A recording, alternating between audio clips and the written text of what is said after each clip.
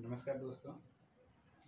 आज एक और क्लास के साथ मिलते हैं हम लोग, ठीक है, और पढ़ते हैं आपके ये फैक्ट्री अकाउंट के लिए बहुत ही इम्पोर्टेंट है। आज हम लोग पढ़ेंगे इसमें ओवरहेड अकाउंटिंग, ठीक है।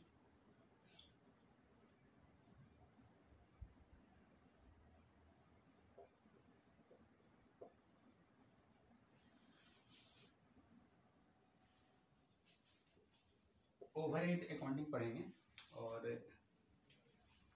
आप जानते हैं कि ये बहुत इंपॉर्टेंट है। इससे अक्सर है ना क्वेश्चन आते ही रहते हैं, हर एक ईयर आते हैं क्वेश्चन। और क्या है कि फैक्ट्री में जो डायरेक्ट प्रोडक्शन है और डायरेक्ट चार्जेस हैं, मतलब डायरेक्ट लेबर, ठीक है, डीएल, डायरेक्ट मटेरियल, इसको फाइंड आउट करना बहुत इजी है ना। इसको फाइंड आउट करना इजी है, लेकिन ये जो ओवरहेड है OH है ना, इसको फाइंड आउट करना थोड़ा डिफिकल्ट है ना, क्योंकि ये एग्जैक्ट पता नहीं चलता है कि कहाँ पर जनरेट हो रहा है और कैसे इसको। आप जानते हैं कि अल्टीमेटली जो हमारा एंड प्रोडक्ट होता है, एंड प्रोडक्ट, जैसे अब कोई व्हीकल बन रहा है, कोई गन बन रहा है, तो वो हमारा एंड प्रोडक्ट है, अंतिम उत्पाद है। और सारे जो खर्चे होते हैं, जितने भी एक्सपेंसेस है, एक्सपेंडिचर है, वो सारे कहाँ होते हैं, इसी पे चार्ज होते हैं, है ना। तो ये जो ओवरहेड एक्सपेंस है, अल्टीमेटली कहाँ पर हमें चार्ज करना है, अपने एंड प्रोडक्ट पे। ये डीएल और डीएम जो है ना, डायरेक्ट लेबर डायरेक्ट मटेरियल, को बड़ा इजीली हम इसको इस पे ला देते हैं, इस पे चार्ज कर देते हैं, क्योंकि सॉरी, इसको बनाने में जितने डायरेक्ट लेबर लगते हैं उसको हम कैलकुलेट कर लेते हैं। सपोज कीजिए अगर 5 लेबर लगा तो एंड प्रोडक्ट बनाने में, तो भाई 5 लेबर का जो चार्जेस हुआ, जो भी उनके ये सैलरी होते हैं, सब इसमें लग गए। डायरेक्ट मटेरियल जितना इसमें आपने यूज कर लिया, इस पे प्रोडक्ट कर लिया, है ना, इस पे सारा इस पे चार्ज कर दिया। लेकिन ये जो ओवरहेड होते हैं, एक्चुअल में ऐसा नहीं होता है कि जैसे हमारा ET LV सर्विसेज सेक्शन है ना, जो MM होते हैं, वो किसी एक सेक्शन को तो सर्विस देते नहीं है, बहुत सारे सर्विस सेक्शन को सर्विस देते हैं, सभी सेक्शनों के लिए काम करते हैं। इलेक्ट्रिक मेंटेनेंस वाले आपके सभी सेक्शनों के लिए काम करते हैं। तो उनके जो खर्चे हैं, सारे खर्चों का अल्टीमेटली हमको यहाँ लगाना है एंड प्रोडक्ट पे, तो उनके खर्चे को यहाँ लगाना, है ना, ये थोड़ा डिफिकल्ट काम है। अगर सपोज कीजिए किसी एक ही मटेरियल पे ज़्यादा हम लगा देंगे, तो उस मटेरियल का जो कॉस्ट है ना, जो कॉस्ट ऑफ प्रोडक्शन है, COP जिसको कहते हैं, कॉस्ट ऑफ प्रोडक्शन, वो क्या हो जाएगा, इंक्रीज हो जाएगा, है ना। तो ये क्या ना, थोड़ा सा डिफिकल्ट काम है। तो हम लोग क्या करते हैं, धीरे धीरे एक एक पे सारे पे इसको चार्ज करते हैं और कोशिश करते हैं कि कहीं भी इसका रेशियो बिगड़े नहीं, है ना, सही से सभी पे एलोकेट हो जाए, इसको लोकेशन कहते हैं, ठीक है। तो इसको पढ़ते हैं धीरे धीरे। तो हम लोग पहले तो ये जान लेते हैं कि क्या है ये ओवरहेड, है ना।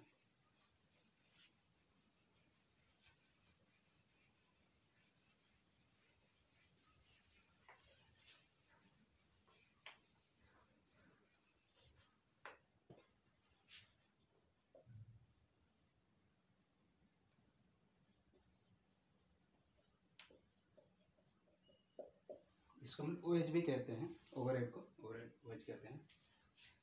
देखिए, ओवरहेड दो तरह के होते हैं, एक होता है BOH, ठीक है, एक होता है FOH। इस BOH का मतलब होता है वेरिएबल ओवरहेड, ठीक है, और FOH का मतलब होता है फिक्स्ड ओवरहेड। BOH जो है और फिक्स जो है, दोनों ओवरहेड है, लेकिन ये BOH क्या कहता है, ये BOH कहता है कि प्रोडक्शन के अमाउंट के साथ, है ना, या प्रोडक्शन के क्वांटिटी के साथ, प्रोडक्शन के क्वांटिटी के साथ, अमाउंट के साथ, वॉल्यूम के साथ, ये क्या ना चेंज होते रहता है, फ्लक्चुएट करता है। ये आपका प्रोडक्शन का क्वांटिटी बढ़ा, फ्लक्चुएट किया, है ना, बढ़ गया, तो आपका BOH भी बढ़ जाएगा। अगर ये अमाउंट मतलब क्वांटिटी के ही संदर्भ में इसको लें, तो ये भी आपका बढ़ जाएगा। वॉल्यूम घटा तो ये भी घट जाएगा, मतलब वेरिएबल है, वेरी करता है। ये क्या है ना, आपका ओवरहेड वेरी करता है आपके प्रोडक्शन के साथ। लेकिन ये जो FOH है, जैसा नाम है इसका कि फिक्स्ड ओवरहेड, तो ये बेचारा फिक्स रहता है, चाहे आप कुछ भी करें। आप प्रोडक्शन आपकी जैसे फैक्ट्री में अगर 5 गन बन रहा है पर ईयर आपका कैपेसिटी है, तो आप 5 बनाए या 10 बनाए, है ना, या 2 बनाए, ये फिक्स रहेगा। आपके ऑफिसर के खर्चे, है ना, आपके ईटी एलवी इन सब के खर्चे वो क्या बदल जाते हैं? नहीं, वो तो ऐसे ही रहते हैं। आप 2 बनाए या 5 बनाए, वो तो ऐसा ही रहेगा, है ना। तो ये फिक्स ओवरहेड है जो बदलता नहीं है। किसके साथ नहीं बदलता है? प्रोडक्शन के वॉल्यूम के साथ नहीं बदलता है, वो हमेशा क्या रहता है आपका, फिक्स रहता है। तो अब ये है कि किन किन सारे को हम लोग, है ना, किसको हम कहेंगे VOH, किसको कहेंगे FOH। तो अगर हम देख लें थोड़ा सा एक ओवरव्यू में कि कौन कौन से जो ट्रांजेक्शन है या एक्सपेंडिचर हैं वो VOH कहलाएंगे। तो आपका इसमें आता है, पहले अगर हम समझें तो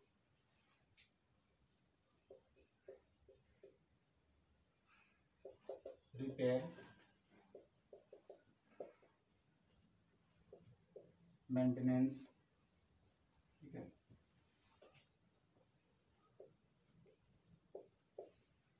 जनरल शॉप लेबर,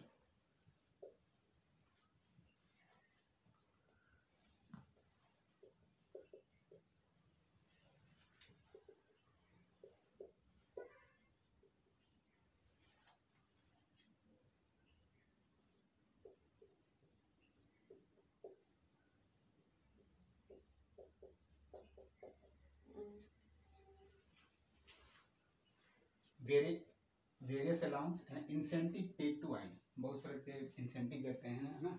आप इंसेंटिव देखते हैं, वेरी करते हैं, आपके इंसेंटिव वेरी करता है। जब आपका पीस वर्क चेंज होता है तो आपका इंसेंटिव क्या होता है, वेरी करता है, ठीक है। तो ये आपका हो गया। फोर्थ नंबर आपका कहता है कि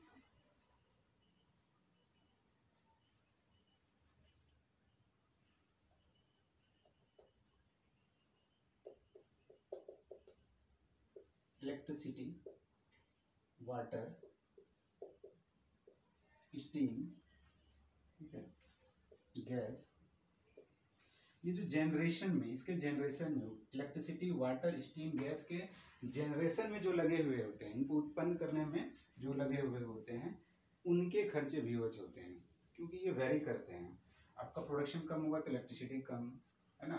अगर आपका प्रोडक्शन कम होगा तो वाटर कम, स्टीम कम लगेगा, गैस कम लगेगा। तो ये क्या होते हैं, ये वेरी कर रहे होते हैं उसमें, ठीक है। तो ये आपके हो गए कि वेरिएबल ओवर चार्जेज, है ना, वेरिएबल ओवरहेड हो गया। और एक बात जान लीजिए कि इसका कॉस्ट क्लास होता है, और इसका कॉस्ट क्लास है,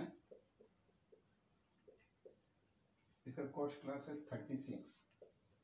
VOH के कॉस्ट क्लास क्या है, 36 है, ठीक है।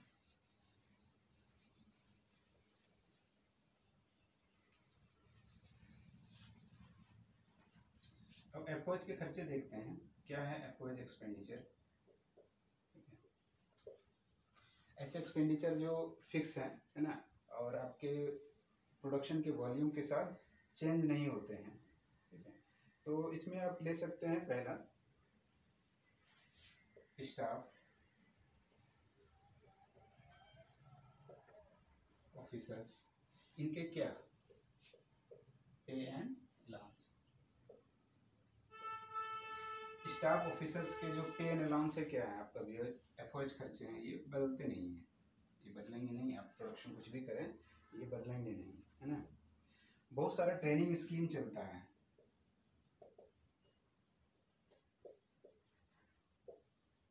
बहुत सारा ट्रेनिंग स्कीम चलता है, इनके खर्चे भी आपके FOH के अंदर ही आएंगे, ठीक है। बहुत सारा ट्रेनिंग स्कीम है। उसके बाद आप इलेक्ट्रिकल इंस्टॉलेशन, चलिए, रोड, इलेक्ट्रिसिटी,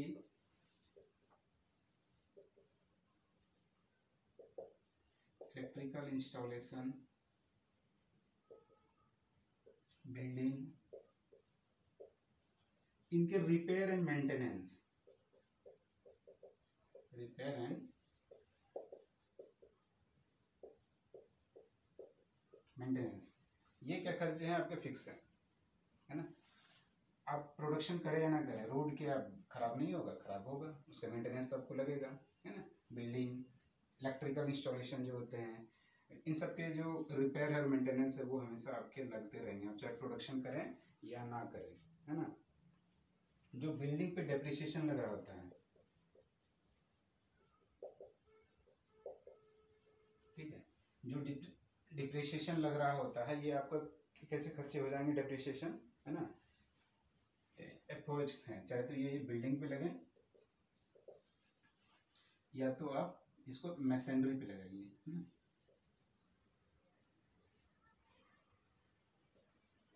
ये खर्चे क्या हो जाएंगे, डेप्रिसिएशन क्या हो जाएगा आपका, एफओएच में चले जाएंगे, है ना। ओवरहेड है, आप करें या ना करें डेप्रिसिएशन तो लगना है, बिल्डिंग पे मशीन पे डेप्रिसिएशन तो लगना है ना। और भी कुछ सारे खर्चे हैं, जैसे आपका फैक्ट्री स्कूल है ना, सेंट्रल एडमिनिस्ट्रेशन है, अकाउंट का सेंट्रल एडमिनिस्ट्रेशन है, आपका आपका जो सेंट्रल एडमिनिस्ट्रेशन है, बोर्ड है, इन सारे के खर्चे कहाँ जाएंगे, सारे एफओएच में आ जाएंगे, सारे क्या आ जाएंगे, एफओएच में। और इसको अगर आप देखना चाहते हैं तो क्या पढ़ेंगे आप, सिलेबस ऑफ वर्क ऑर्डर, ठीक है, वर्क ऑर्डर के सिलेबस पढ़ेंगे 01 एंड 02, ठीक है, 01 एंड 02 सीरीज पढ़ेंगे आप, तो आपको पता चलेगा कि 01 एफओएच है और 02 क्या है, वीओएच है ना। ये खर्चे जो होते हैं इसमें जितने शामिल हैं आइटम, है ना, जितने इसमें शामिल हैं वो आपके एफओएच में आएंगे, और जितने भी इसमें टर्म शामिल हैं वो वीओएच में आ जाएंगे। ये 2016 सिलेबस ऑफ वर्क ऑर्डर, इसको पढ़िएगा, इसको याद तो करना ही पड़ेगा आपको, है ना। इसमें जितने वर्क ऑर्डर आपको याद करने पड़ेगा, तो जितने सारे उसमें आइटम हैं, जितने सारे ट्रांजेक्शन हैं, वो आप यहाँ से इसको निकाल सकते हैं, फाइंड आउट कर सकते हैं। जरूरी नहीं कि ये याद करना आपको, है ना, कि वीओएच में 4 आइटम है, ये सब नहीं है। आप उससे याद करेंगे, किससे, सिलेबस ऑफ वर्क ऑर्डर से, कि कौन कौन से खर्चे जो हैं वीओएच में आते हैं, कौन कौन से एफओएच में, तो ऑटोमेटिकली आपको ये याद हो जाएगा। ये तो सिर्फ जानने के लिए मैं बता रहा था कि इस तरह के खर्चे होते हैं। अब जो एक्चुअल में है कि इसका एलोकेशन करना, एलोकेशन करना मतलब अब इन खर्चों को अल्टीमेटली हम एंड प्रोडक्ट पे कैसे लगाएंगे, है ना, तो इनका एलोकेशन करना, ये एक्चुअल में जानना जरूरी है आपको कि एलोकेशन कैसे करेंगे, ठीक है।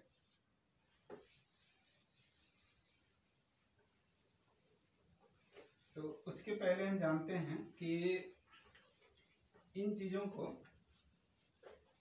फाइंड आउट करने के लिए आप लोग सुने होंगे कि एक कमेटी बनती है, बजट कमेटी, है ना। एक होती है सेंट्रल बजट कमेटी, एक होता है सब बजट कमेटी, ठीक है, सेंट्रल बजट कमेटी और सब बजट कमेटी होता है, ठीक है। हमने क्या बताया था अभी कि ये ओवरहेड को हम लोग एस्टिमेट करते हैं, ओवरहेड को क्या करते हैं, एस्टिमेट करते हैं कि नेक्स्ट ईयर में कितना होने वाला है, नेक्स्ट ईयर में कितना होने वाला है, तो उसके लिए एक बजट बनाते हैं। एक क्या बनाते हैं, बजट बनाते हैं। तो बजट बनाने के लिए 2 कमेटी होती है, बजट बनाने के लिए 2 कमेटी होती है। एक होता है सब बजट कमेटी,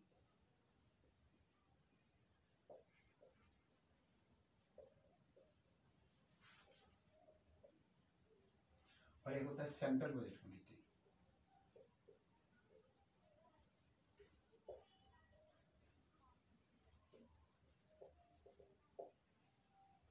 ठीक है, सब budget committee, central budget committee, जानते हैं इसके बारे में, ठीक है। ये सब लेवल पे होता है, और ये सेंट्रल बजट कमेटी जो होती है फूड फैक्ट्री के लेवल पे होता है, ठीक है, फूड फैक्ट्री के लेवल पे होता है। और ये सब बजट कमेटी सिर्फ सेक्शन लेवल पे नहीं होता है, एक्चुअल में ये कॉस्ट सेंटर के लेवल पे होता है। क्या होता है ये, कॉस्ट सेंटर के लेवल पे होता है। कॉस्ट सेंटर जानते हैं कि पूरे फैक्ट्री को लगभग 2-3, है ना, 2-3-4 एक से अधिक कॉस्ट सेंटर में डिवाइड किया गया है। ये फैक्ट्री है तो इस फैक्ट्री को अलग अलग कॉस्ट सेंटर में डिवाइड किया गया है, 1, 2, 3%। और इसका जो हेड होता है वो एजीएम लेवल होता है, ठीक है, एजीएम लेवल का ऑफिसर होता है। कॉस्ट सेंटर का ये क्या होता है, हेड होता है। तो ये कॉस्ट सेंटर के बेस पर भी होता है, कॉस्ट सेंटर लेवल पर भी होता है, और ये सेंट्रल पूरी फैक्ट्री के लेवल पे होता है। अब ये कमेटी बनाई जाती है और इसके कुछ मेंबर फिक्स किए गए हैं, है ना, इसके कुछ मेंबर फिक्स किए गए हैं कि ये मेंबर होंगे। और एक्चुअल, हाँ, तो पहले देख लेते हैं मेंबर क्या क्या होते हैं। सब बजट कमेटी और इसके बजट कमेटी के मेंबर कौन कौन होंगे।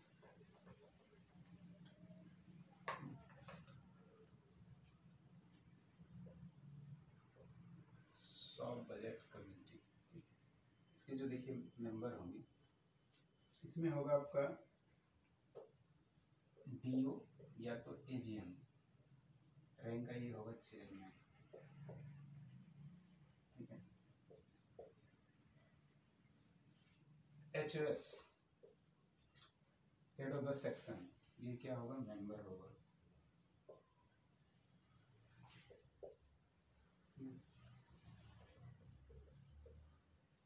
एचओएस रेट एंड एस्टिमेट सेक्शन का, ठीक है, रेट एंड एस्टिमेट सेक्शन का एचओएस जो होगा वो भी मेंबर होगा।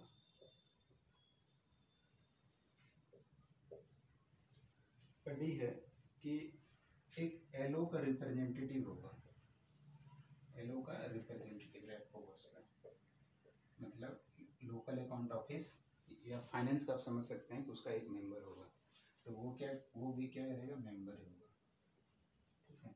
ये है सॉफ्ट बजट कमेटी। अब सेंट्रल बजट कमेटी में कौन कौन होगा, ठीक है, सेंट्रल बजट कमेटी में कौन कौन होगा,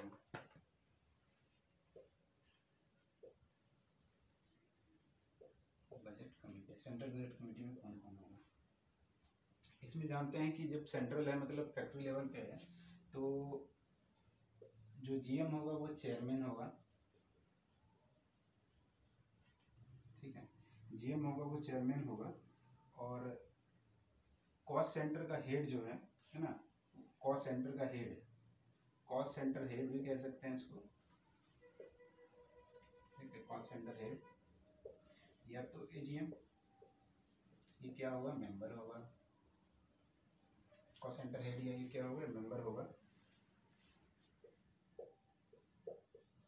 डीजीएम प्लानिंग, प्लानिंग का क्या होगा, मेंबर होगा, ठीक है, डीजीएम प्लानिंग का क्या होगा, मेंबर होगा। और एक अकाउंट ऑफिस का तो होगा ही, है ना, लेकिन रेप होगा, एलओ रेप होगा, एलओ का रेप होगा, लेकिन ये जो होगा ना नॉट लोअर देन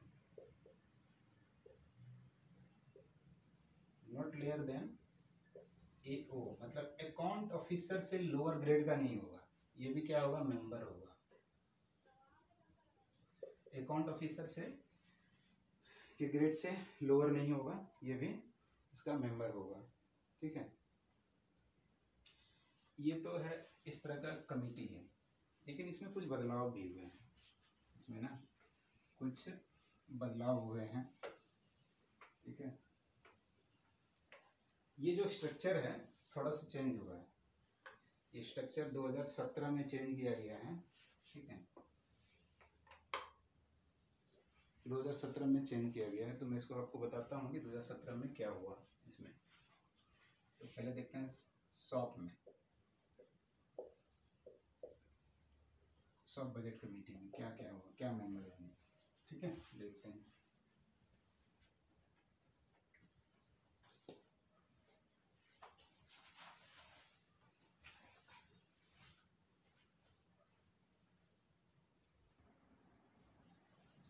ठीक है, तो देखते हैं कि थोड़ा 2017 में क्या क्या इसमें चेंजेस हुए है ना, थोड़ा सा वर्डिंग का डिफरेंट है और मेंबर में थोड़ा अंतर है ना। तो एक्चुअली इसे भी याद रखिएगा, इसे भी याद रखिएगा, है ना, इसे भी याद रखना है आपको, और 2017 वाले को भी याद रखना है कि इसमें क्या क्या है, क्योंकि अगर किसी के अनुसार पूछ दिया, पहले वाले के अनुसार पूछ दिया और या अभी वाले के अनुसार पूछ दिया तो आपको याद रखना पड़ेगा। इसमें से उन्होंने कहा था कि डीयू, है ना, DO of the section chairman, है ना, वो कॉस्ट सेंटर रहेगा, सेक्शन रहे, जिसका भी डीओ रहेगा वो सीधा चेयरमैन होगा, ठीक है। उसके बाद एचओएस मेंबर होगा, एचओएस मेंबर होगा। और एलओ का एक रिप्रेजेंटेटिव होगा, एलओ का रिप्रेजेंटेटिव होगा, है ना, वो क्या होगा, इसका एक मेंबर होगा। ये जो होगा एओ के डबल एओ के रैंक में, असिस्टेंट अकाउंट ऑफिसर के रैंक में होगा, असिस्टेंट अकाउंट ऑफिसर के रैंक में होगा, है ना, या तो senior account SAO, senior account officer, ठीक है। इस रैंक में होगा, ये क्या कहलाएगा, इसका मेंबर होगा, ठीक है। और इसने कहा कि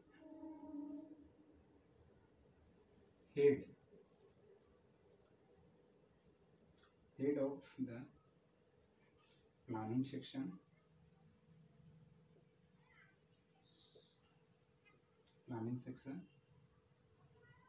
वर्क ऑफिस,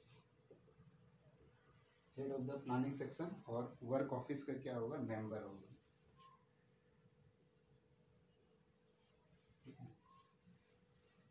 ये इन्होंने 4 दिए थे, है ना, आपका 4 दिए थे, ठीक है। तो डीओ होगा चेयरमैन, एचओएस होगा मेंबर उसका, एलओ होगा का या तो असिस्टेंट अकाउंट ऑफिसर होगा या सीनियर अकाउंट ऑफिसर होगा, है ना, ये इसका मेंबर होगा। Head of the planning section का हेड या वर्क ऑफिस का है वो मेंबर। अब देखिए, देखते हैं उसने सेंट्रल बजट कमेटी में चेंजेस किया, है ना। सेंट्रल बजट कमेटी में ये कह रहा हूँ मैं 2017 के बाद 2017, आफ्टर 2017 क्या हुआ इसमें, सेंट्रल बजट कमेटी।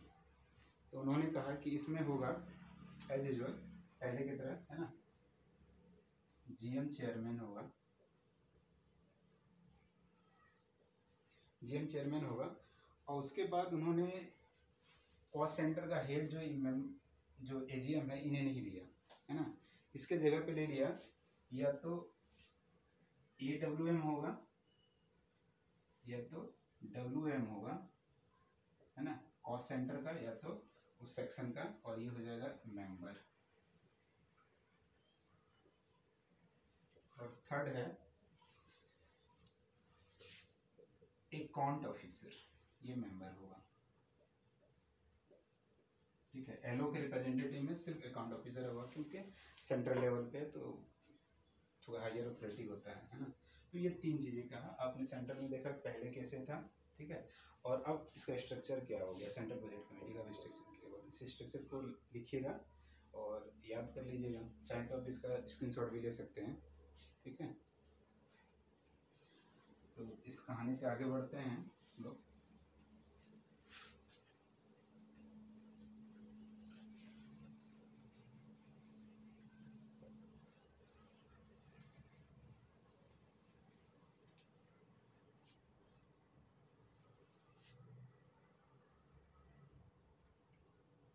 तो एक्चुअली में ये क्या करता है, ये central budget committee, soft budget committee का काम क्या है। तो ये क्या करता है, जब भी फाइनेंशियल ईयर शुरू होता है, फाइनेंशियल शुरू होने के पहले ना, फाइनेंशियल शुरू होने के पहले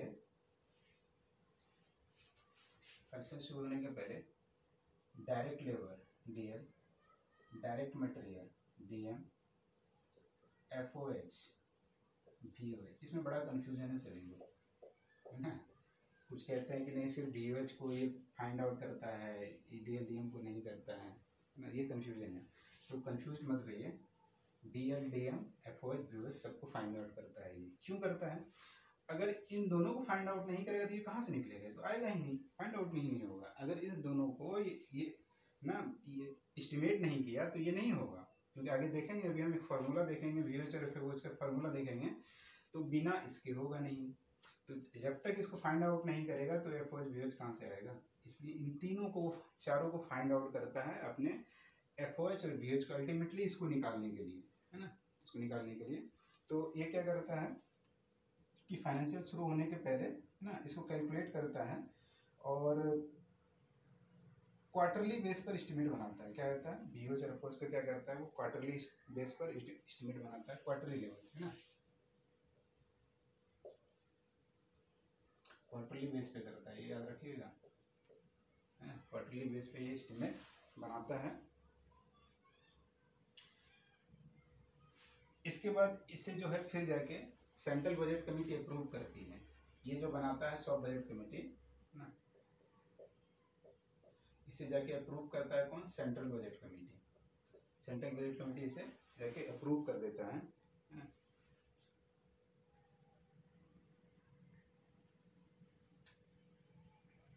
तो पहले देख लेते हैं हम कि ये वीओएच एफओएच जो है ना, कि परसेंटेज कैसे निकलता है, तब आपको क्लियर हो जाएगा कि क्यों हमें डीएलडीएम की ज़रूरत है, डीएलडीएम की ज़रूरत है भी कि नहीं है ना। तो पहले VH फर्स्ट का परसेंटेज देख लेते हैं।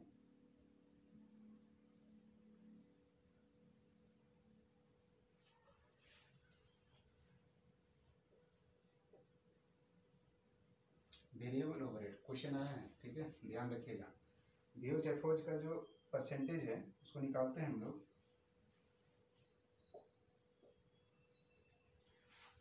Total VH of the section,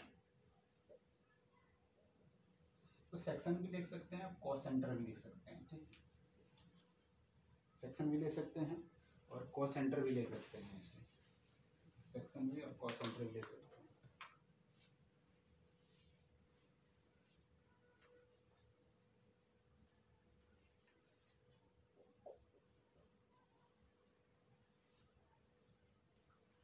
total direct labour of the section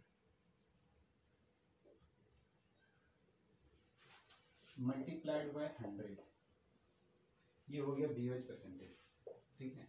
अब VH परसेंटेज यानी किसी पर्टिकुलर आइटम पे VH कितना लगेगा, किसी पर्टिकुलर आइटम पे कितना परसेंट लगेगा। टोटल अगर 100 रुपीज़ लग रहा है तो किसी एक आइटम पे कितना लगेगा, अगर 2% आया तो इसका 2 रुपया लग जाएगा, उस पर चार्ज कर देंगे, ठीक है। तो ये परसेंटेज निकालते हैं। तो बिना DL के निकला है ना, DL तो चाहिए ही ना, जब DL चाहिए तो इसका मतलब वो DL को भी, डायरेक्ट लेबर को भी फाइंड आउट करता है। और एक्चुअल में क्या है, ये DL क्या है, SMH है, स्टैंडर्ड मैन आवर है। क्या है DL आपका, स्टैंडर्ड मैन आवर है, ठीक है। उसी तरह से FOH के परसेंटेज होते हैं, ठीक है। तो total FOH of the section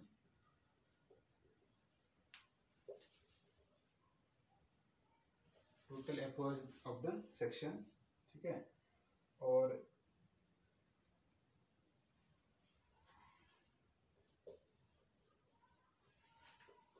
total DL of the section multiplied by 100, ये हो गया आपका FOH परसेंटेज आ गया, ठीक है, FOH परसेंटेज आ गया। और ये भी DL क्या है, एक्चुअल में SMH है, स्टैंडर्ड मैन आवर है, मैन आवर, ठीक है। और स्टैंडर्ड मैन आवर कितना होता है आप लोग जानते हैं, है ना, स्टैंडर्ड मैन आवर कितना होता है, बड़ा कंफ्यूजन है स्टैंडर्ड मैन आवर के लेते हैं कि कितना होगा, है ना। तो याद रखिएगा स्टैंडर्ड मैन आवर जो है वो जो आप 25% इंसेंटिव जो होते हैं ये नहीं है, ठीक है। क्वेश्चन भी आया हुआ है आपका कि 25% जोड़ के ये स्टैंडर्ड मैन आवर है कि नहीं, तो ये नहीं है, याद रखिएगा। क्या है, ये 12.5% जो हम लोग ऐड करते हैं, है ना, 12.5% जब ऐड करते हैं ना उसके पहले रेस्ट अलाउंस के लिए, तो यहीं पर आपका क्या निकल जाता है, स्टैंडर्ड मैन आवर हो जाता है, यहीं पर खत्म हो जाता है 12.5 में ही। एक्स्ट्रा जो इसको इंसेंटिव देते हैं ये स्टैंडर्ड मैन आवर नहीं होता है, ठीक है, याद रखिएगा। क्वेश्चन में बहुत कंफ्यूजन है सबको।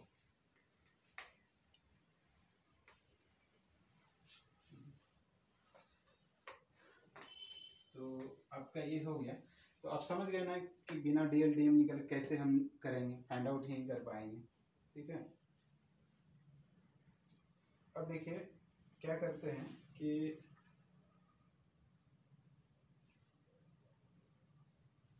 इसको मटेरियल पे क्या ना एलोकेट करना है। तो ओवरहेड का जो सबसे पहला काम होता है, ओवरहेड को सबसे पहले हम लोग क्या करते हैं, डिपार्टमेंटलाइज करते हैं। सबसे पहला क्या करते हैं उसका, तो ये क्वेश्चन आया भी है कि ओवरहेड को एलोकेट करने के लिए सबसे पहला फर्स्ट स्टेप क्या है, ठीक है। तो पहला स्टेप है डिपार्टमेंटलाइजेशन, फर्स्ट स्टेप का है डिपार्टमेंटलाइजेशन।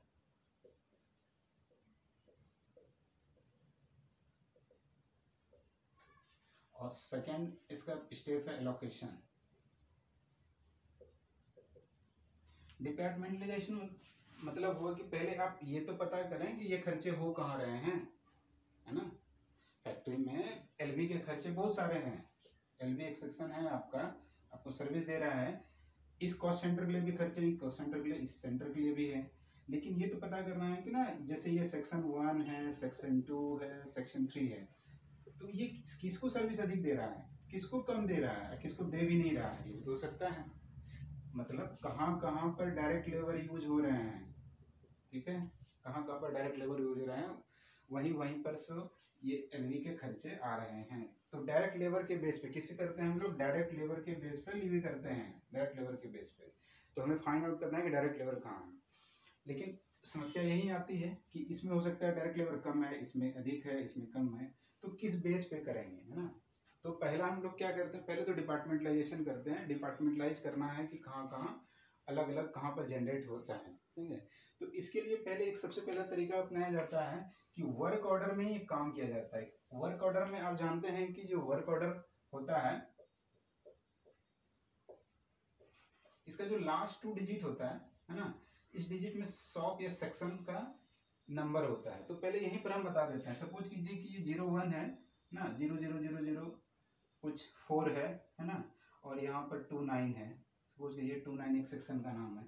तो ये जो 4 है, जियो एन जियो के जो पेन अलाउंस के खर्चे हैं, है ना, ये किस सेक्शन में लग गया, ये 29 समझ लीजिए कि अगर कोई गन शॉप है ना, गन शॉप है, तो इसमें लग गया, ये खर्चे इसमें लग गए। तो डायरेक्ट इनके जो एफओएस के खर्चे हैं ना, डायरेक्ट गन शॉप में हम लगा देंगे।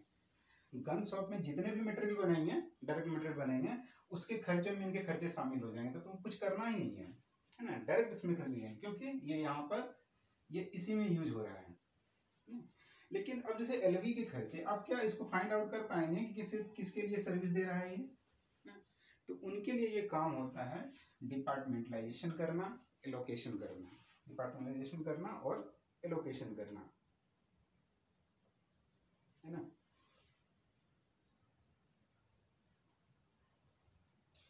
अब एलोकेशन करते हैं हम लोग, ओवरहेड को एलोकेट करते हैं सर्विस सेक्शन पे। सर्विस सेक्शन पे ओवरहेड को एलोकेट करना है।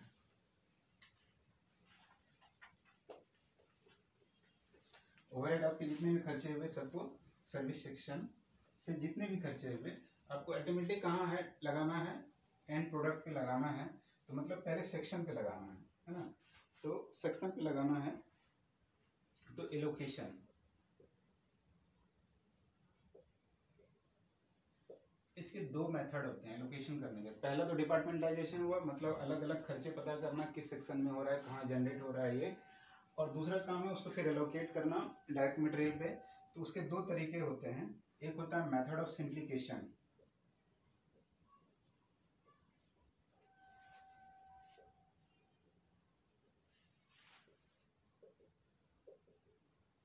मेथड ऑफ सिंप्लीफिकेशन, ठीक है। और सेकंड है स्टेप लैडर मेथड।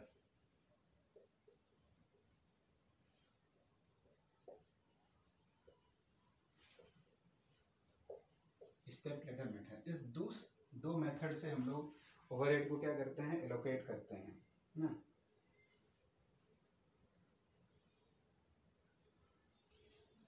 ये मेथड ऑफ सिंप्लीफिकेशन क्या है, ये इजी वाला है। इसमें क्या करते हैं कि सपोज कि हम लोग एलवी देख रहे थे बार बार, एलवी के खर्चे जिसको गेट ऑफिस भी कहते हैं, इसको क्या कहते हैं, गेट ऑफिस।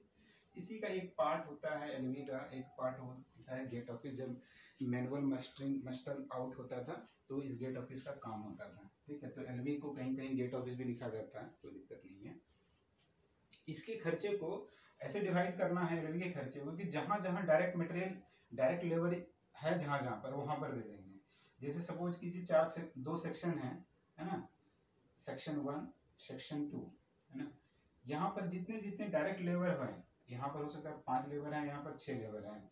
तो इनके खर्चे अगर सपोज लीजिए, है ना, 11 रुपये इनके खर्चे हुए, तो 5 रुपये इसको दे दिए, 6 रुपये इसके दे दिए, 1 रुपये दे दिए सपोज कीजिए। तो 1 रुपये पहले इनके बेस पे आ गए। तो अब यहाँ पर जो भी प्रोडक्ट बन रहा है, ये 5 रुपये उस प्रोडक्ट पे लग जाएंगे, ऐड कर देंगे हम लोग। और सपोज कीजिए यहाँ के प्रोडक्ट का 2 रुपये प्राइस था, इसके प्रोडक्ट का 3 रुपये प्राइस था। तो इस प्रोडक्ट में 2 + 5 कर देंगे, और इसके प्रोडक्ट में 3 + 6 कर देंगे। तो अब ये प्रोडक्ट का प्राइस 7 रुपीज हो जाएगा, इसका हो जाएगा 9 रुपीज।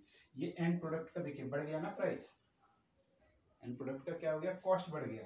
तो ये सिंप्लीफिकेशन मेथड है, बड़ा इजी तरीके से हम लोग इसको डिवाइड कर देते हैं, ठीक है। लेकिन फैक्टरिंग में जो यूज होता है स्टेप लैडर मेथड को यूज करते हैं, स्टेप लैडर मेथड यूज करते हैं इसको एलोकेट करने के लिए। इस मेथड को पढ़ना है, इस मेथड को पढ़ना है, क्वेश्चन इससे आते हैं, बार बार आते हैं, है ना। तो स्टेप लैडर मेथड को हमको पढ़ना है और इसको हम लोग ना एक एग्जाम्पल के थ्रू भी देखेंगे कि ये कैसे क्यों है। स्टेप लैडर मतलब स्टेप क्या, लैडर मतलब क्या, सीढ़ी, सीढ़ी होती है ना लैडर मतलब, और उसके स्टेप, तो क्यों ऐसा है कि इसको स्टेप लैडर कहते हैं, है ना, क्यों है लैडर का स्टेप क्यों कहते हैं। तो हम लोग इसको देखते हैं एक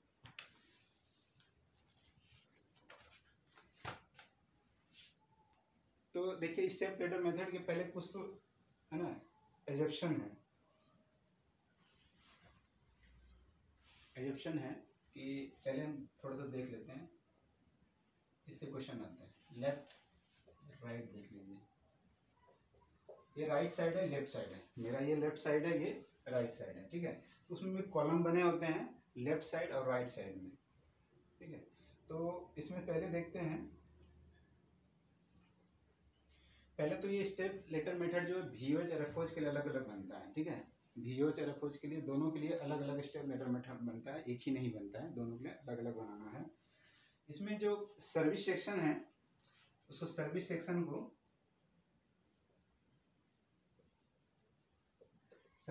को लेफ्ट में रखते हैं और राइट में रखते हैं प्रोडक्शन सेक्शन को। क्वेश्चन आते हैं ना इसमें से, क्वेश्चन आते हैं कि सर्विस सेक्शन कहाँ रहेगा और ये प्रोडक्शन सेक्शन कहाँ रहेगा। तो सर्विस सेक्शन लेफ्ट में रहता है, राइट में रहता है आपको production section. In service section में भी दो सेक्शन होते हैं, एक ऐसा देखिए, अब सर्विस सेक्शन जैसे समझ लीजिए कि MM है, एक LV है, दोनों सर्विस सेक्शन है, लेकिन ये MM भी तो LV से ले रहा है सर्विस, इसके एम्प्लॉय का भी तो ये ख्याल रख रहा है, उसका रख रहा है ना। अगर ये नहीं दिख रहा है तो मैं यहाँ बताता हूँ कि ये MM सेक्शन है, ये LV सेक्शन है, दोनों सर्विस सेक्शन है, ठीक है।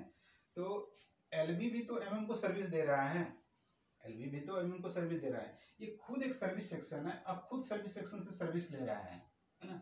तो मतलब एक सर्विस सेक्शन भी दूसरे सर्विस सेक्शन से सर्विस लेता है। तो इस कंडीशन में जो सर्विस सेक्शन सबसे कम सर्विस लेता है, जो सर्विस सेक्शन जो सबसे कम लेता है, लेस सर्विस, उसको यहां पे रखते हैं, एक्सट्रीम लेफ्ट में रखते हैं। क्या कितने रखते हैं,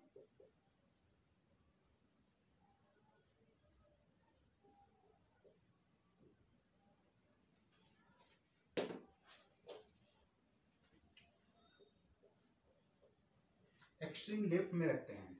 और जो उसी सर्विस सेक्शन में जो अधिक सर्विस ले रहा होता है, मोर सर्विस, ठीक है, उसको इसी में लेफ्ट साइड में ही राइट साइड में रखते हैं, ठीक है, लेफ्ट साइड में ही राइट साइड में रखते हैं,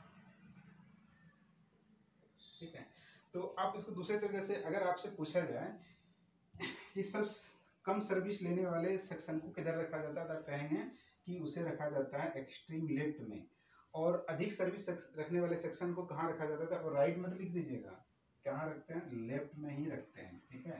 लेकिन मैं समझाने के लिए कह रहा हूँ कि लेफ्ट में ही तो लेफ्ट राइट भी हो सकता है, तो ये इधर रखता है, ये इधर रखा जाता है, तो ये एक्सट्रीम लेफ्ट है, और इसे राइट अब छोड़िए क्योंकि आप समझ गए हैं, तो उसे सिर्फ लिखिए लेफ्ट। जो सर्विस सेक्शन किसी और सर्विस सेक्शन से अधिक सर्विस ले रहा होता है ना, इन दोनों के कंपैरिजन में, उसे इधर उसे इधर, ठीक है। अब एक होता है मिक्स सेक्शन,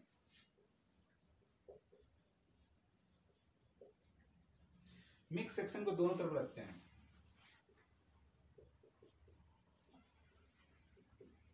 मिक्स सेक्शन को दोनों तरफ रखते हैं। मिक्स सेक्शन का कोई एग्जांपल बता सकते हैं आप, मिक्स सेक्शन का कोई एग्जांपल बताइए।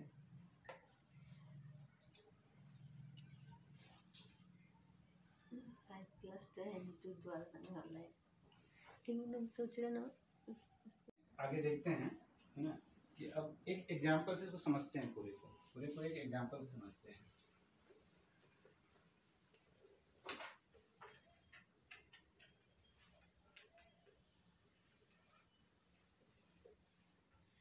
तो स्टेप लेबर मेथड का एक एग्जांपल समझते हैं, और इसमें पहले हम लोग लेते हैं दो सेक्शन है। सपोज कीजिए कि है ना,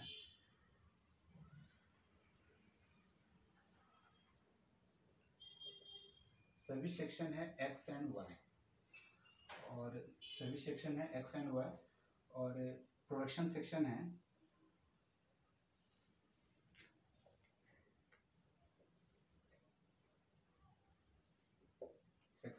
ए एंड बी।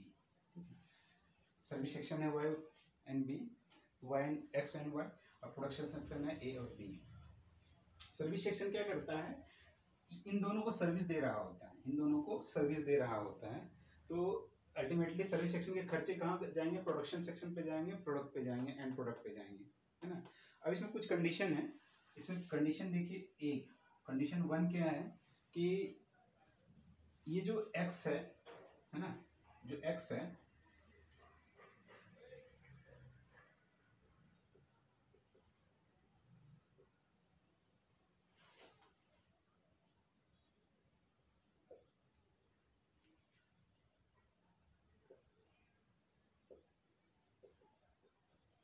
एक्स एक सर्विस सेक्शन है। मैंने कहा था कि सर्विस सेक्शन भी एक दूसरे से सर्विस लेते हैं। तो एक्स अभी ऐसा है कि does not receive service from any section, वो क्या ना किसी भी सेक्शन से रिसीव नहीं कर रहा है, वो सिर्फ सेक्शन दे रहा है, रिसीव नहीं कर रहा है। कंडीशन एक मान लीजिए। सेकंड कंडीशन लीजिए कि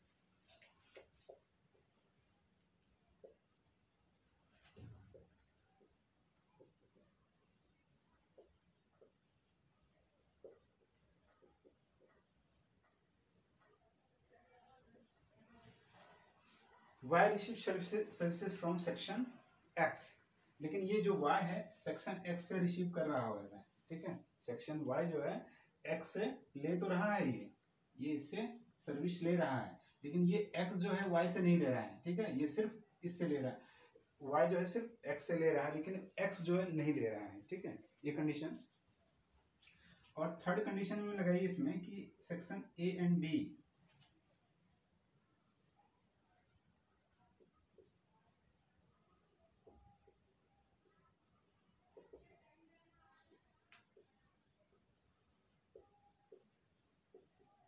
ये जो ए बी सेक्शन है, प्रोडक्शन सेक्शन ए बी, ये दोनों से ले रहा है, एक्स से भी ले रहा है और वाई से भी सर्विस ले रहा होता है, ठीक है। दोनों से सर्विस ले रहा होता है।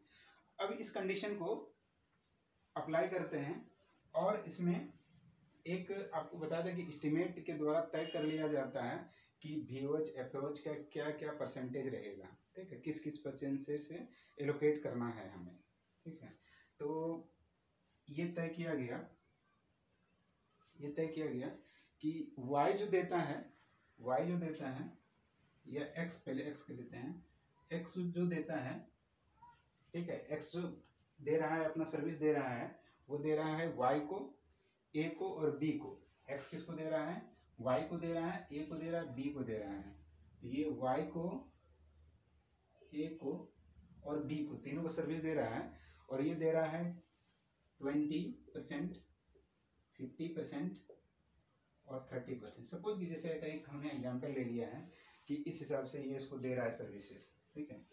सेकंड कंडीशन है कि y भी सर्विस दे रहा है, अपना सर्विस सेक्शन दे रहा है, लेकिन y क्या है, मैंने कहा था कि y receive service section from x, ठीक है, लेकिन x does not receive service from section any section. तो x किसी से रिसीव ही नहीं कर रहा है, तो इसका मतलब y अब किसको दे रहा होगा, या a और b को दे रहा होगा सिर्फ।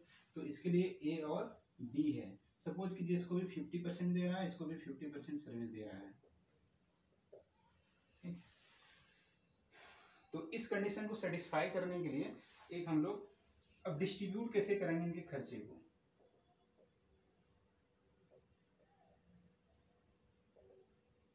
डिस्ट्रीब्यूशन, तो हम लोग एक कॉलम बनाते हैं, बना लीजिएगा एक particulars,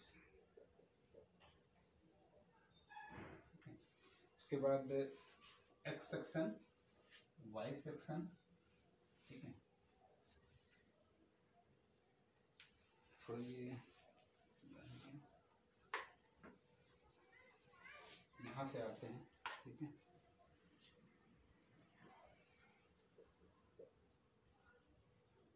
particulars, X section, Y section, A section, B section.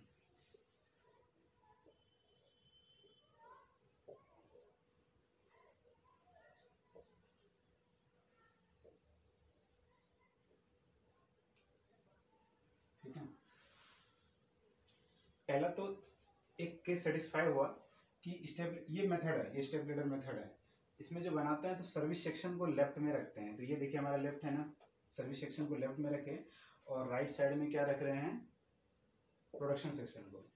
उसमें भी कहा कि जो सर्विस सबसे कम रिसीव कर रहा होता है उसको एक्सट्रीम लेफ्ट में रखते हैं। तो एक्स यहाँ सेटिस्फाई हो रहा है कि ये तो रिसीव ही नहीं कर रहा है किसी से, है ना, सिर्फ दे रहा है, तो ये सेटिस्फाई हो रहा है, तो इसको एक्सट्रीम लेफ्ट में रखें। वाई जो है थोड़ा सर्विस ले रहा है एक्स से, तो इसको इधर रखें थोड़ा सा, है ना, राइट में। और ए भी प्रोडक्शन सेक्शन है, इसको रखना ही है। अगर यहाँ पर कोई मिक्स सेक्शन भी होता अगर, तो मिक्स सेक्शन को हम लोग दोनों तरफ रखते हैं, मिक्स सेक्शन को क्या रखते हैं, दोनों तरफ रखते हैं। ठीक है, अब इसको एग्जांपल लेते हैं कि एक्स के खर्चों को डिस्ट्रीब्यूट करते हैं, तो लिखते हैं डिस्ट्रीब्यूशन ऑफ एक्स।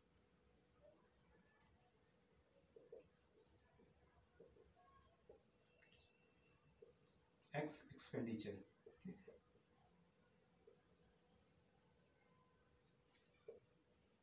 एक्स के एक्सपेंडिचर खर्चों को लिखते हैं। सपोज कीजिए कि पहले इन लोग का तो खुद का तो अपना खर्च होगा ना, इसका खुद का खर्च होगा, है ना। तो सपोज कीजिए एक एक्स का 1,00,000 है खर्च,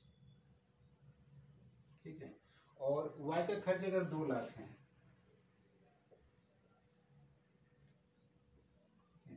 और ए का खर्च जो है 3,00,000 है सपोज कीजिए,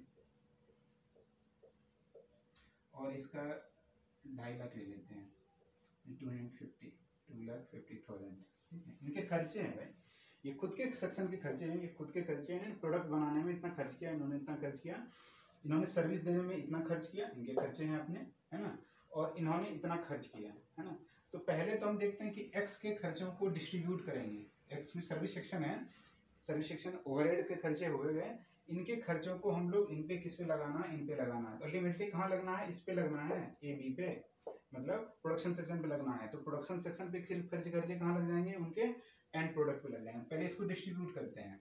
तो हम देखे हैं यहाँ पर आइए कि एक्स के खर्चों को इस तरह से डिस्ट्रीब्यूट करना है कि वाई को देना है 20%, ए को देना है 50% और बी को देना है 30%। तो इसका मतलब कि वाई को हम लोग कितना देंगे, 1,00,000 में 20% कितना हो गया, 20,000, है ना। तो वाई को इनके खर्चे को यहाँ से इनको दे दीजिए, 20,000 दे दीजिए इनको, इस सेक्शन को वाई को दे दीजिए 50% उसका, मतलब 50,000, है ना, इनको दे दीजिए ए को, और बी को दे दीजिए 30,000, ठीक है।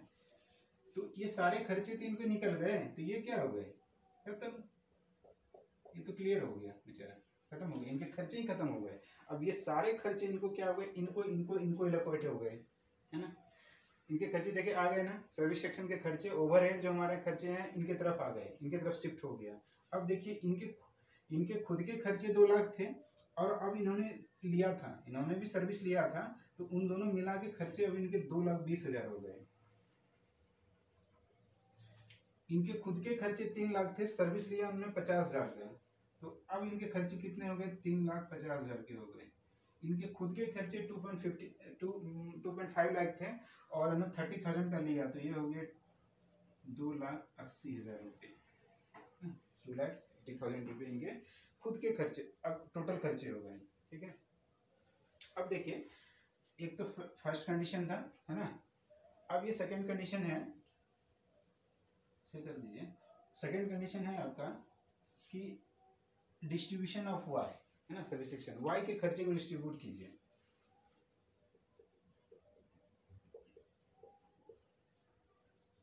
डिस्ट्रीब्यूशन ऑफ वाई, ठीक है, एक्सपेंडिचर, वाई के खर्चे को, एक्स तो खत्म हो गया, इनके सारे खर्चे हमने डिस्ट्रीब्यूट कर दिए। अब वाई के खर्चे, अब वाई के खुद के खर्चे थे 2,00,000, सर्विस लिया उन्होंने 20,000 का, अब उनके खर्चे हो गए 2,20,000। सर्विस सेक्शन है ये, इनके खर्चों को अल्टीमेटली कहाँ डालना है, सर्विस सेक्शन पे डालना है ना। अब इनके खर्चे को सर्विस सेक्शन पे डालिए, तो इनका जो रेशियो हमने तय किया था कि ये वाई जो देते हैं वो 50% ए को देते हैं और बी को देते हैं 50% के खर्चे देते हैं, इस टाइप से, है ना। तो इनके 2,20,000 को 50-50% में डिवाइड कर दीजिए तो कितना हुआ, 1,10,000। ये कितना हुआ, 1,10,000। ठीक है, 2,20,000 हुआ, मतलब ये क्या हो गया, ये तो खत्म हो गए इनके खर्चे निकल गए, है ना, खत्म हो गया सर्विस सेक्शन के खर्चे। ये सारे हमने किस पे, ए और बी पे एलोकेट कर दिए। वे क्या है, प्रोडक्शन सेक्शन है। अब इनके खर्चे क्या हो गए, 4,60,000 हो गए ना। इनके खर्चे क्या हो गए, 3,90,000 रुपये। ये हो गए। अब जो ये जितना भी प्रोडक्ट बनाएगा, ये जो है ना, जितना भी प्रोडक्ट बनाएगा उनके खर्चे ये हो गए। सपोज कीजिए कि इन्होंने ये 1,000 प्रोडक्ट बना रहे हैं, है ना, 1,000 प्रोडक्ट बना रहे हैं, 4,60,000 है ना। 1,000 यूनिट्स का ये प्रोडक्शन कर रहे हैं, 1,000 यूनिट्स इसको डिवाइड कर दीजिए, कितना हुआ, 460। मतलब उनका एक यूनिट का प्राइस कितना है, 460 रुपये। तो ये सर्विस जो उन्होंने लिया था भाई, MM से, स्टीम, गैस, ये सब से सारा सेक्शन कहाँ चला गया, सारे खर्चे कहाँ चले गए, यहाँ चले गए, है ना, और एंड प्रोडक्ट पे लग गया। उसी प्रकार से बी का भी देखिए, अगर सपोज कीजिए ये भी 1,000 अगर यूनिट्स का प्रोडक्शन कर रहा है तो 3,90,000 को 1,000 से कीजिएगा तो कितना होगा, 390 रुपये। इनके एक प्रोडक्ट के खर्चे, एक प्रोडक्ट का जो कॉस्ट है, कॉस्ट ऑफ प्रोडक्शन, COP जो कहते हैं, क्या हो जाएगा, 390 रुपये हो जाएंगे, है ना। तो ये इन तरह से हमने क्या किया, इनको डिस्ट्रीब्यूट कर दिया, इस तरह से हमने क्या किया, इसे डिस्ट्रीब्यूट कर दिया। तो ये स्टेप लैडर मेथड है, लेकिन ये इसमें क्लियर नहीं हो रहा है कि स्टेप लैडर क्यों है। तो अब एक चीज गौर करके देखिए, है ना, अब एक चीज ध्यान से देखिए कि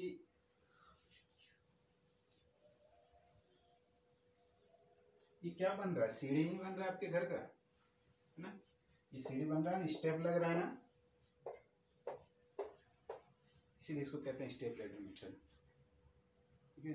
इसीलिए इसको कहते हैं स्टेप लैडर मेथड कहते हैं, क्योंकि इससे आपको स्टेप लैडर के स्टेप की तरह से, है ना, पता चल रहा है, तो इसलिए इसको कहते हैं स्टेप लैडर मेथड। और इस मेथड से क्वेश्चन आते हैं, ढेर सारे क्वेश्चन आते हैं। मेन जो क्वेश्चन है वही आता है कि आपका कहाँ पर है, ये जनरली क्या पूछता है कि सर्विस सेक्शन को कहाँ रखते हैं, प्रोडक्शन सेक्शन को कहाँ रखते हैं, बस यही सब क्वेश्चन आता है ना। और बाकी इस पर कुछ डेटा वगैरह करके कोई क्वेश्चन नहीं आता है, डेटा करके कोई क्वेश्चन नहीं आता है। तो आप समझ गए हम कि क्यों है ऐसा, सर्विस सेक्शन इधर क्यों है और प्रोडक्शन सेक्शन ऐसा इधर क्यों है, ये आपको समझ में आ गया होगा, ठीक है। तो आज के क्लास को ख़त्म करते हैं, ठीक है, और आज के क्लास को यहीं पर, ठीक है, खत्म कर देते हैं और फिर मिलेंगे किसी भी नेक्स्ट क्लास में। और एक बात कि अगर आपको अच्छा लगा तो इस चैनल को सब्सक्राइब कर दीजिएगा, लाइक कर दीजिएगा, और एक बेल आइकन का बटन होगा उसको प्रेस कर दीजिएगा। आपको जितने भी वीडियोस में आएंगे, बहुत सारे वीडियो आने वाले हैं, तो वो सारा वीडियो मिल जाएगा, ठीक है। और सब्सक्राइब जरूर कीजिएगा, है ना, ठीक है, ओके, थैंक यू।